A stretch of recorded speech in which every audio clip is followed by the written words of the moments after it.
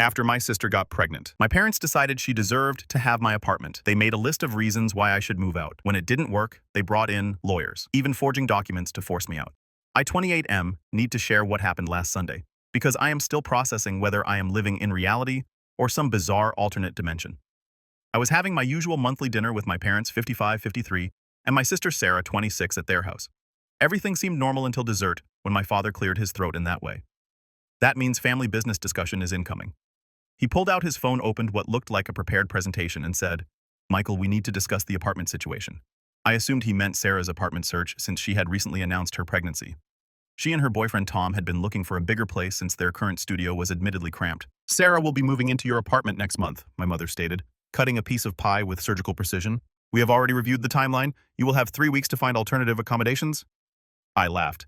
Actually laughed because surely this was some weird joke, but their faces remained completely neutral, like they had just told me tomorrow's weather forecast. "I am sorry."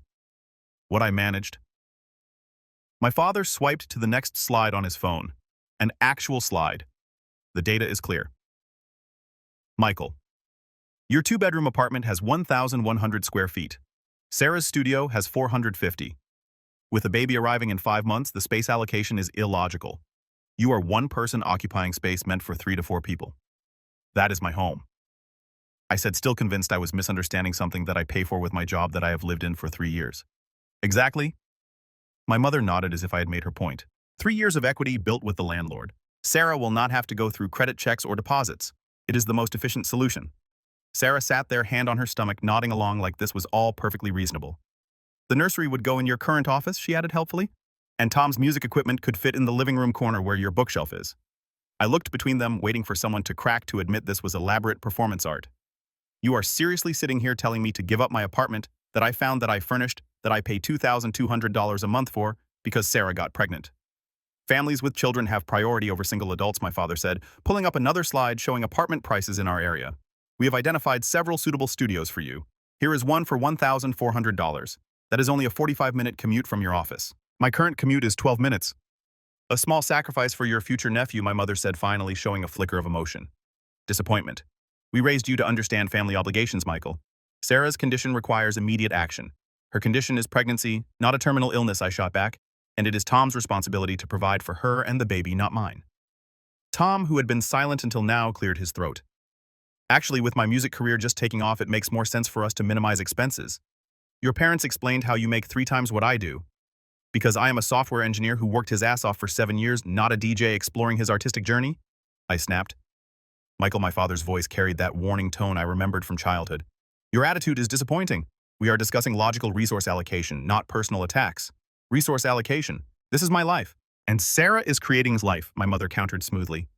"Your apartment has proximity to better schools, parks, and pediatric facilities. Your neighborhood has a walk score of 89. Sarah's current area scores 61.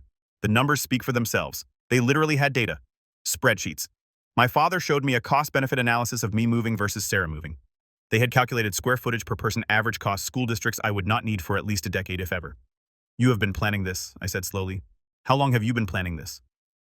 "Since Sarah announced her pregnancy 6 weeks ago," my mother confirmed without hesitation. "We needed time to research optimal solutions. And it never occurred to you to, I do not know. Ask me?" "We are asking now," my father said, though we all knew they were not asking anything. "The moving truck is scheduled for the 15th. That gives you 19 days to sort your arrangements." "No." I stood up. "The answer is no. This is insane. You cannot just decide I am giving up my apartment." Sarah's eyes welled with tears, the first genuine emotion anyone had shown. "I cannot believe you would prioritize your comfort over your nephew's well-being. I am prioritizing my basic right to the home I pay for." "The lease allows for family transfers," my father said calmly. "We reviewed it. Sarah qualifies as immediate family. The landlord confirmed the process would be straightforward." "You contacted my landlord?" I felt the room spin slightly. "You actually contacted Mr. Peterson?" "We needed to verify logistics," my mother explained. "He was very understanding. He even mentioned the apartment would be perfect for a young family." I grabbed my jacket. "This conversation is over. The apartment is mine. End of discussion." "Michael," my father called as I headed for the door. "Emotional reactions will not change the situation. We will send you the studio listings we have compiled. Please review them objectively." I left without another word. Driving home in a daze, they presented taking my home like a PowerPoint on quarterly earnings. No emotion, no acknowledgement of what they were asking, just cold efficiency. That was 5 days ago. Since then, I have received 6 emails with apartment listings, a helpful moving checklist from my mother, a text from Sarah about paint colors for the nursery, a formal letter from my parents outlining the transition timeline. Am I insane here? They are acting like I am the unreasonable one for not immediately surrendering my apartment to my pregnant sister. They keep using phrases like logical choice and family optimization. Like we are discussing a business merger, not stealing my home. My lease is not up for 8 more months. I checked.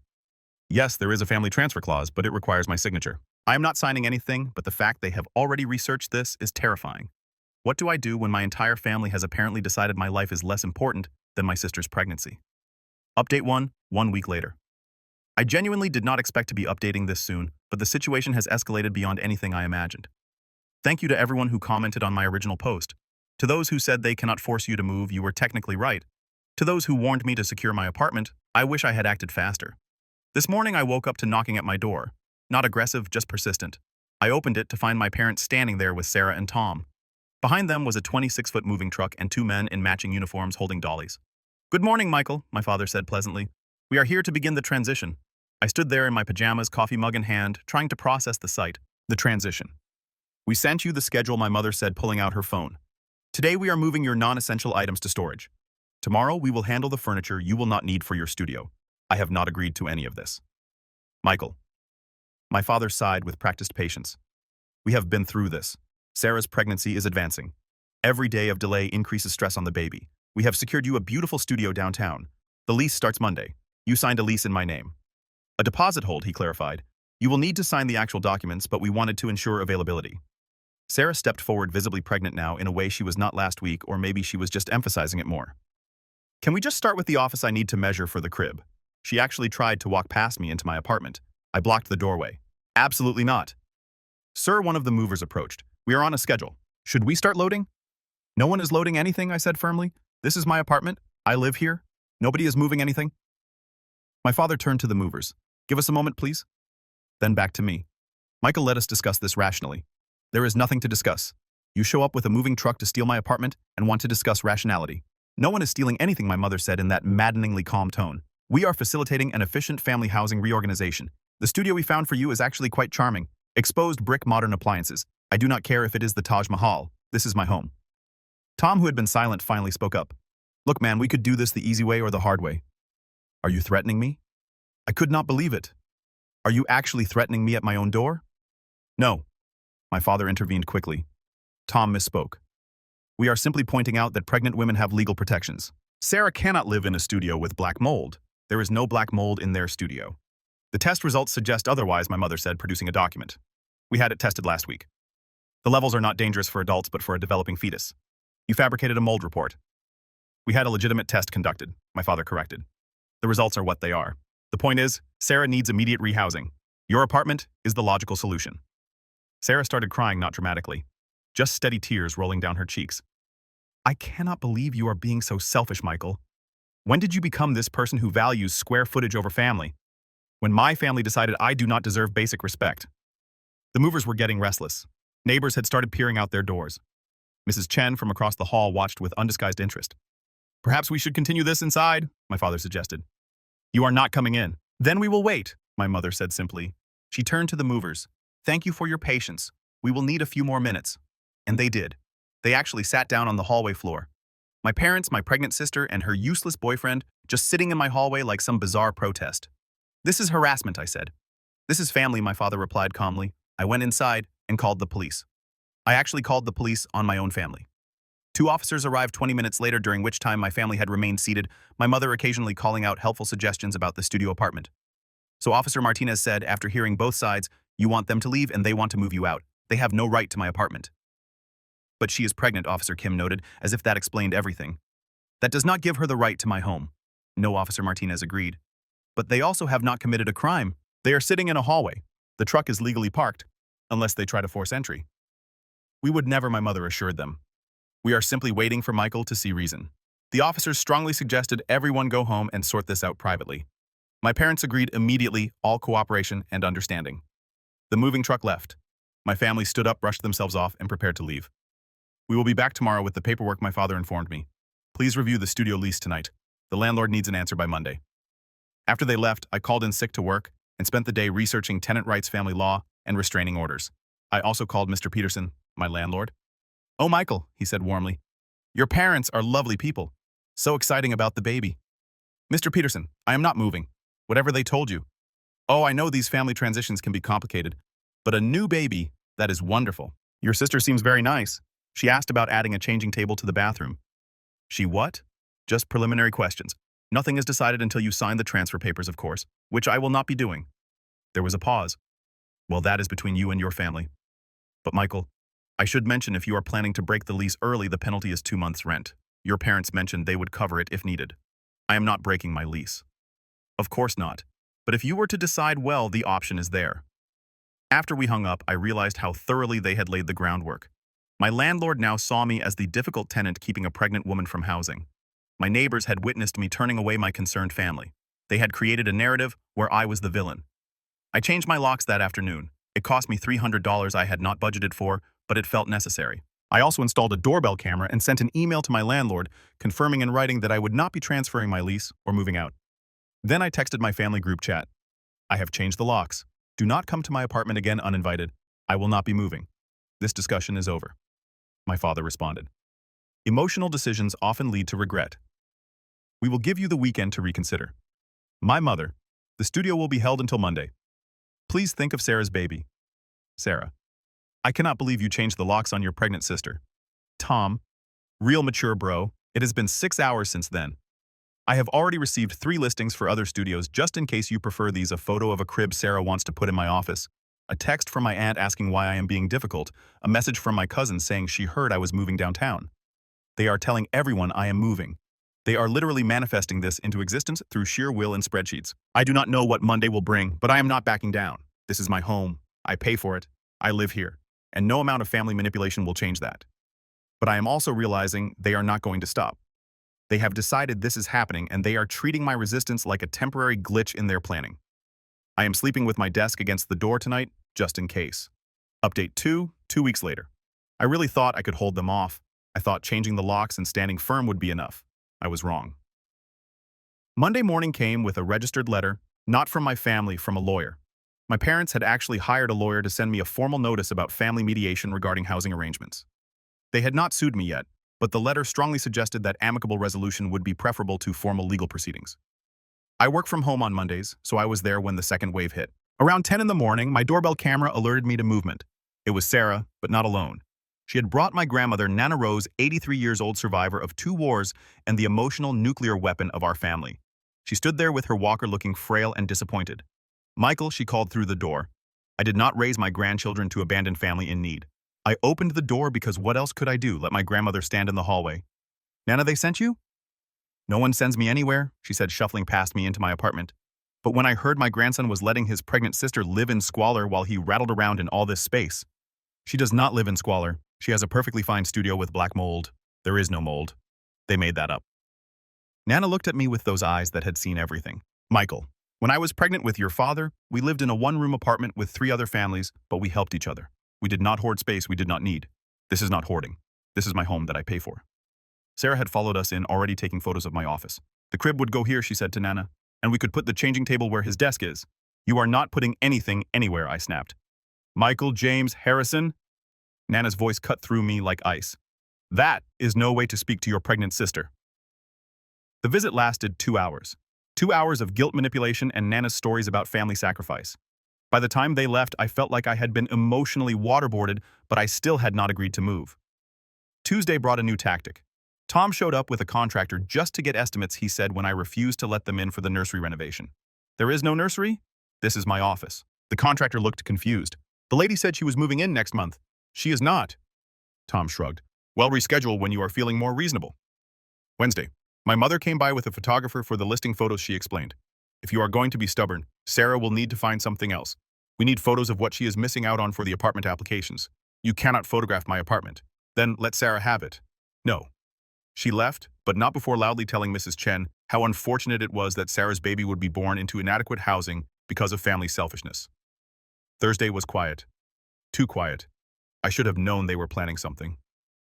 Friday afternoon, I got a call from my boss. "Hey, Michael, HR just reached out. They got a call about relocating you to the downtown office." "What?" "I work remotely. We do not have a downtown office." That is what I told them. But your father seemed very insistent that you be moving downtown and needed the transfer. He mentioned family medical issues. There are no medical issues. I am not moving. Okay, just checking.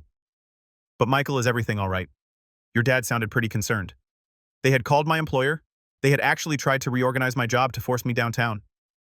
Saturday morning, 8 in the morning, doorbell camera alert. My parents were back, but this time with someone new, a woman in a suit carrying a clipboard. Social services. She identified herself when I opened the door. We received a concern about a pregnant woman being denied adequate housing by a family member. That is not she has housing. She has an apartment with environmental hazards. According to the report, there are no hazards. This is harassment. The social worker looked tired. Sir, I just need to verify that no one is being denied necessary resources. Can you confirm that your sister has safe housing? Yes, she has a studio apartment with her boyfriend, and you are unwilling to provide larger accommodations despite having space. It is my space that I pay for. She made notes. No legal obligation, of course. Just checking on the welfare concern.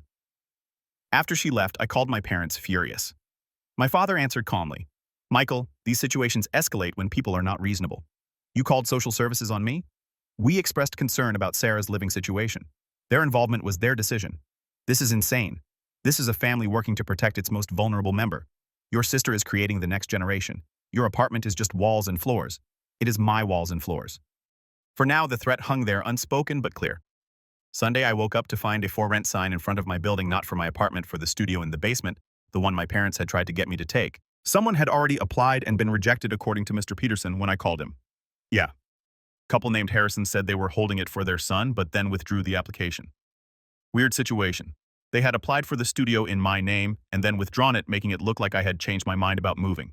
That evening, my entire extended family had clearly been informed of the situation.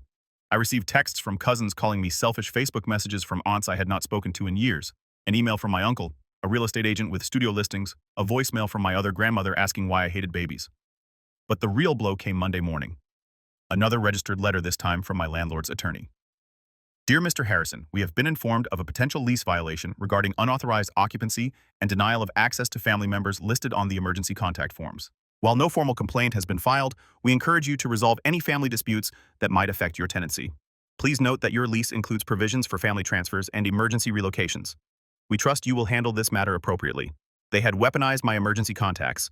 Sarah was listed as someone who could access my apartment in emergencies, standard family stuff from when I had moved in. Now they were using it to suggest I was violating my lease by keeping her out. I called a lawyer that afternoon, $400 consultation fee, to tell me that while my parents could not force me to move, they could make my life extraordinarily difficult if they chose to. He also mentioned that family court, while unlikely to rule against me, would be expensive and public. They cannot take your apartment, he assured me, but they can destroy your relationship with your family and possibly your reputation if they are determined enough. They are already doing that. Then you need to decide what you are willing to lose. That night, I sat in my apartment, and tried to think. They had been at this for 3 weeks. They had involved my grandmother, my employer, social services, my landlord, and the extended family. They had spent money on lawyers' applications, moving trucks and contractors, all because they decided my sister deserved my space more than I did. The worst part, they never once acknowledged what they were asking. Never once said, "We know this is huge," but never admitted they were trying to take something from me. In their minds, they were simply correcting an inefficiency. I am not moving. I need to say that again. I am not moving. But I'm starting to realize this is not about the apartment anymore. It is about whether I exist as an independent adult or just as a resource for my family to allocate as they see fit. Tomorrow, Sarah's baby shower invitations go out. My mother already texted me the registry with a note. Since you are not providing housing, perhaps you could be generous with gifts. The apartment address listed for gifts to be sent to mine. They are so confident I will cave that they are already using my address for the baby shower. I am sleeping with the desk against the door again tonight. And tomorrow, I am filing for a restraining order. This is not over. Final update 3 months later. I am writing this from my apartment. My apartment, the same one I have been in this whole time. But getting here, staying here, cost me more than I ever imagined. After my last update, I did file for a restraining order. It was denied. The judge said family disagreements about housing did not meet the threshold for protection unless there was threat of physical harm. My parents had been too smart for that. Everything they had done was technically legal, just morally bankrupt. But filing that order changed something. It was like I had crossed a line from difficult family member to enemy of the family. The harassment did not stop. It evolved. First came the wellness checks. Multiple times a week, police would show up because someone reported concerns about my mental health. My parents had crafted a narrative. Their son was having a breakdown, isolating himself, refusing to help his pregnant sister, showing signs of paranoid delusion by claiming his family was after his apartment. Officer Martinez, who had responded to that first call, pulled me aside during the fourth wellness check. Look, I get it. Family stuff is complicated, but these calls will not stop until you resolve this. Maybe just consider moving.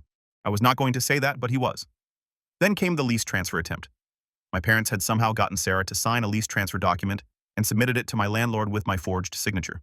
It was obviously forged. I could prove I was at work when it was supposedly signed, but Mr. Peterson called me in for a meeting. I am not saying you should move, he said carefully, but this situation is becoming disruptive to other tenants. Mrs. Chen has complained about the constant police visits. The Johnsons are concerned about people sitting in the hallways. I have to think about the building stability. You are threatening to evict me because my family is harassing me. I am suggesting that resolved family situations make better tenancies. I hired that lawyer for real then. $3,000 retainer to send cease and desist letters to my family and a formal notice to my landlord that any lease action without my actual consent would result in legal action. It bought me 2 weeks of peace. Then Sarah went into false labor. I found out when my phone exploded with messages at 2 in the morning on a Tuesday. Sarah is in the hospital. The stress caused complications. She might lose the baby. This is your fault. I drove to the hospital in a panic. Whatever our fight, I did not want anything to happen to her or the baby. But when I got there, Sarah was sitting up in bed, looking tired but fine. False alarm, she said quietly when I entered. But the doctor said stress is not good for the baby. My parents stood by her bedside, looking at me with identical expressions of disappointment. The doctor said she needs stable housing, my mother informed me. The uncertainty is affecting her blood pressure. Then Tom should get a real job and provide it. Tom, who was in the corner playing on his phone, looked up. I have 3 gigs this month. That is not a job. That is a hobby. Michael? My father's voice was steel. Your sister is in the hospital because of pregnancy complications exacerbated by housing instability, and you're arguing semantics. She is in the hospital because you have all convinced her she deserves something that is not hers. A nurse poked her head in. I need to ask you to keep it down. I left, but not before Sarah said quietly, I already told the baby about their nursery in Uncle Michael's apartment. I hope I do not have to tell them it was a lie. That night I came home to find my door lock had been glued. Someone and I knew who had put super glue in the lock mechanism. I had to call a locksmith at 11 in the evening. Another $200 I did not budget for. The next morning, eviction notice. Not real. My parents had created a fake one and posted it on my door for all my neighbors to see. But the damage was done. Everyone in the building now thought I was being evicted. My breaking point came 2 weeks later. I had been working from home in an important client meeting when my internet cut out, then my power, then my water. Somehow, my family had convinced utility companies there was a transfer of residence and had everything shut off for the safety of the incoming pregnant tenant. It took 3 days to get everything restored. 3 days of lost work, cold showers at the gym, and eating takeout because I could not cook. My client was understanding but clearly questioning my reliability. That was when Nana Rose called. Not to guilt trip to talk. Michael, come see me alone. I went because, despite everything, I loved my grandmother. She was in her apartment, the one she had lived in for 40 years. Sit, she commanded. I sat. Your parents are wrong, she said simply. I nearly fell off my chair. What? They are wrong. The apartment is yours. Sarah should find her own place. Tom should support his family. Then why? Because I am old Michael. And when I am gone, this family will only have each other. Your parents think they are helping Sarah, but they are destroying the family. And you are letting them. I am letting them.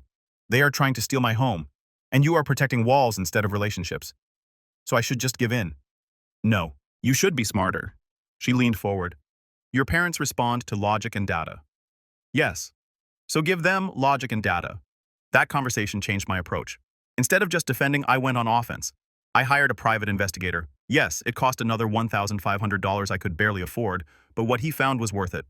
Tom was not just a failing DJ. He had a trust fund, a substantial one. His parents had cut him off until he got serious about life. But the money existed. He could access it anytime he chose to grow up. I also had the PI document Sarah's apartment. No mold, perfect safety records, better condition than 60% of rentals in our city. I had him pull comparable rentals showing pregnant women and families living happily in studio apartments all over the city. Then I created my own presentation slides and everything. I called a family meeting at my apartment. They came suspicious but curious. Since you respond to data, I began let us look at data. I showed them Tom's trust fund information, the real estate comparable, the false mold report they had commissioned. Yes, I found the company they had used and got records. The actual cost of their harassment campaign, over $12,000 spent on lawyers' applications, contractors, and various schemes. For $12,000, I said you could have put a down payment on a 2-bedroom condo for Sarah. Instead, you have spent it trying to steal mine. My father started to speak, but I was not done. You have also committed fraud, the forged signature harassment, documented defamation, telling my employer lies, federal crimes, Mail fraud with a fake eviction state crimes false reports to social services. I pulled out a thick folder. This is the criminal complaint I am filing tomorrow, unless this stops completely immediately forever. You would send your parents to jail, my mother gasped. You would make your son homeless. Sarah started crying real tears this time. I just wanted a nice place for my baby. Then I asked Tom to access his trust fund. Everyone turned to Tom, who went pale. That is not. Your parents said to grow up, I corrected. Getting a job and supporting your child would qualify. The room exploded. My parents turned on Tom. Sarah turned on Tom.